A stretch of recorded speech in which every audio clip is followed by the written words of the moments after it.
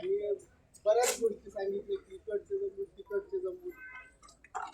ही बीड जिल्ह्यातली जनता ही स्वाभिमानी जनता आहे. आम्ही मोठ्याचं राजकारण संपवलं. तर हे जे मनोरुग्ण आहेत त्यांना संपवायला आम्हाला काही जास्त वेळ लागणार नाही. कायद्यावर विश्वास आहे, आमचा पोलीस प्रशासनावर विश्वास आहे. त्यामुळे आम्ही शांततामय मार्गाने मागील 4 ते 5 तासापासून इथं बसलेलो आहोत.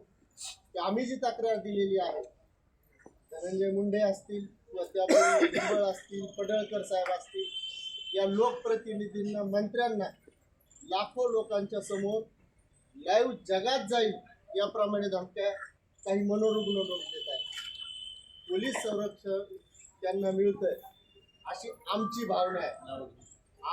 आपण हा आमचा संशय दूर करावा व त्या लोकांवर गुन्हा दाखल करावा आणि तात्काळ कार्यवाही झाली पाहिजे.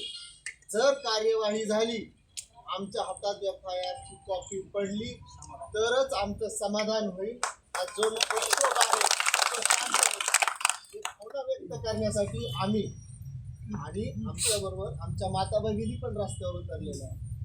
ही गोष्ट आमच्यासाठी चांगली नाही, प्रशासनासाठी चांगली नाही.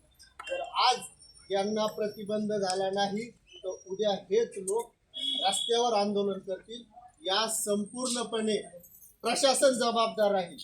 त्यामुळे मी पोलीस प्रशासनाला शांततामय मार्गाने विनंती करतो की आपण तात्काळ गुन्हा दाखल करावा व आमच्या हातात FIR ची कॉपी.